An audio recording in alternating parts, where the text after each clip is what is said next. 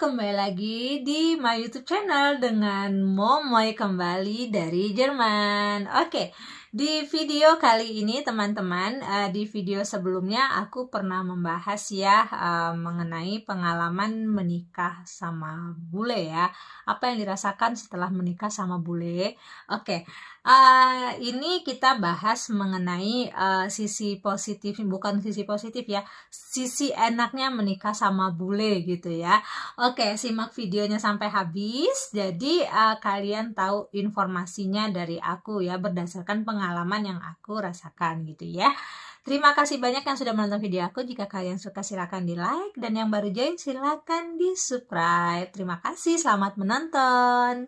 Oke, jadi di video kali ini teman-teman, aku mau bahas ya tentang kebalikan dari video yang sebelumnya. Kan ada yang bertanya, ada yang bilang kan enak ya kalau nikah sama bule itu ya, pasti beda ya yang dialamin.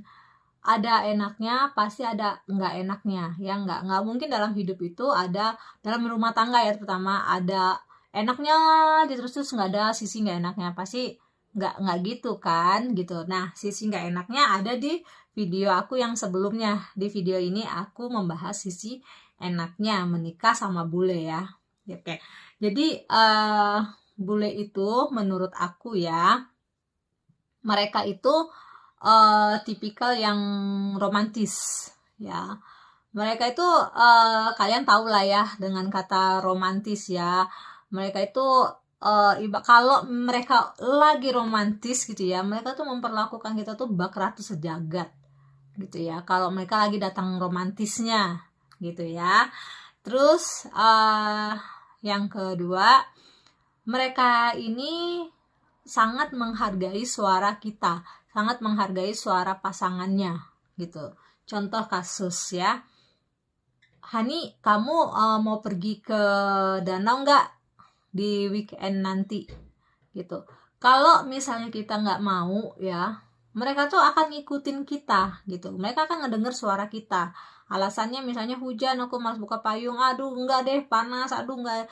Mereka tuh mendengarkan suara kita. Jadi mereka tuh nggak egois. Jadi mereka tuh nggak ngikutin suara mereka. Pasti mereka akan ngikutin suara pasangannya gitu loh. Terus mereka itu apa-apa tuh mereka tuh harus nanya dulu ke pasangannya ya. Jadi nggak main sendiri gitu loh, ibarat kata ya. Mereka tuh pasti nanya dulu ke pasangannya, Hani kamu mau nggak kalau kita begini-begini, Hani kamu ini nggak. Mereka tuh pasti bertanya ya, karena pada dasarnya orang bule itu terutama orang Jerman ya, mereka itu jarang berbohong ya. Mereka tuh apa-apa tuh terbuka. Nah itu ya orang bule itu, mereka tuh nggak pernah bisa berbohong. Itu aku bicara orang Jerman ya, karena suami aku orang Jerman gitu ya. Mereka tuh nggak bisa berbohong ya. Mereka tuh apa-apa tuh selalu open gitu ya. Bahkan beli parfum 10 botol aja ya gitu, mereka tuh terbuka gitu loh, jujur gitu loh. Aku beli parfum 10 botol, diomongin sama mereka gitu ya, padahal itu suatu hal yang nggak perlu diomongin sebenarnya gitu ya, karena aku punya pengalaman gitu ya. Suami aku ya pada saat ibu mertua nanya, tadi kalian ke supermarket? Iya, kami beli ini, beli itu, beli ini, disebutin aja semuanya gitu loh. Sampai kita beli parfum 5 botol aja tuh disebutin gitu loh, diinformasiin gitu, saking terbukanya gitu loh ya. Jadi mereka itu nggak bisa berbohong ya teman-teman, karena kalau mereka berbohong tuh agak kelihatan gitu dari ekspresi mereka kalau mereka berbohong gitu. Jadi mereka tuh tipikalnya tuh apa, kurang bisa menjaga rahasia gitu loh. Kecuali kalau kita yang ngomong gitu ya, Hani jangan kasih tahu ke siapa-siapa ya, ini rahasia kita gitu ya, itu akan tersimpan nama mereka gitu ya. Tapi kadang-kadang mereka kalau lupa, karena emang basicnya mereka itu orangnya open ya, nggak bisa berbohong ataupun nggak bisa menyembunyikan sesuatu. Terkadang tuh mereka tuh suka keceplosan itu loh. jadi sisi enaknya sama mereka tuh nggak bisa berbohong. Mereka tipikalnya nggak bisa, mereka tuh selalu jujur ngomong apa adanya, itu mereka ya, terutama orang Jerman ya. Terus mereka ini orangnya nggak suka ngatur ya. Pria bule ini nggak suka ngatur, maksudnya dalam arti nggak suka ngatur kita gitu ya. Mereka nggak mau ngatur kita, jadi mereka itu membebaskan kita mau melakukan apa aja selama itu masih di koridor yang lurus ya. Mereka itu akan nge-support gitu loh. Misalnya contoh, aku belum mau sekolah bahasa tahun ini Hani karena gini. Ya udah, gimana kamu siapnya gitu loh. Pasti mereka tuh akan membebaskan gitu ya, selama itu masih di garis koridor yang benar ya. Maksudnya dalam arti bukan berarti dibebasin terus kitanya seenak dewe gitu kan ya. Enggak gitu ya maksudnya gitu ya. Nah, terus pasangan bule ini kalau bicara masalah perhatian ya, perhatian gitu ya, perhatian kasih sayang kayak gitu ya, mereka balik lagi ke poin romantis ya. Mereka itu perhatiannya tuh besar ya, perhatiannya tuh besar banget, cuman mereka memang nggak sama kayak orang kita. Kalau orang kita kan sensitif untuk melakukan treatmentnya itu ada gitu ya, langsung cepet. Contoh aja kayak di video yang sebelumnya aku cerita tentang masalah sakit ya.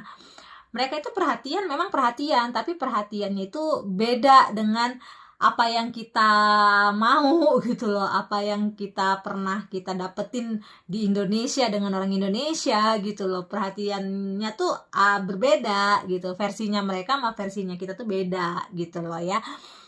Tapi mereka memang perhatian gitu, tapi apa yang menjadi actionnya itu kadang nggak sesuai dengan apa yang kita mau gitu. Contoh misalnya kayak udah tahu kita lagi sakit gitu ya, puyeng, bukan berarti disuruh masuk kamar, istirahat, tenangin diri, diem di kamar terus ditinggalin. Nggak gitu sih ya, kalau aku sih ya nggak gitu. Kalau aku tuh kan ya namanya juga orang Indonesia ya, pengennya dateng dianterin ke kamar gitu kan ya, langsung ambil minyak, pijitin kayak apa kayak gitu ya, kak namanya juga orang Indonesia nggak sih, cewek Indonesia. Nah itu nggak sama dengan mereka gitu, karena tipikalnya mereka tuh kalau mereka lagi sakit ya udah kayak ngurus sendiri gitu loh, cuman perhatiannya yaudah Hani kamu istirahat ya, jangan ngerjain apa-apa, tenangin diri, udah selesai sampai di situ gitu. Jadi beda ya gitu. Jadi itulah sih teman-teman, menurut aku sisi enaknya sama bule, menikah sama bule itu ya kayak gitu ya, sisi enaknya. Jadi sekali lagi ya teman-teman, bukan aku menyudutkan ya rumah tangga sama orang bule itu kayak gimana, enggak.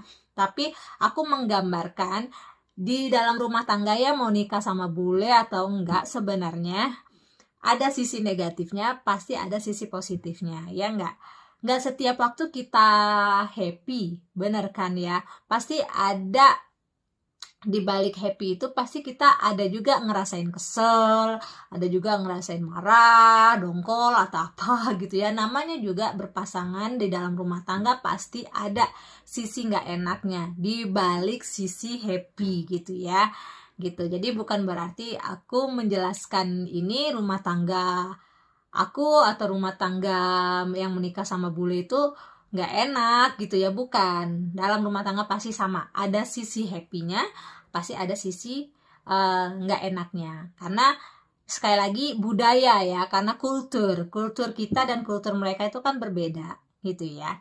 Jadi terima kasih banyak yang sudah menonton video aku, semoga kalian suka dengan video aku. Jangan lupa di like dan subscribe. Terima kasih banyak. Ciao.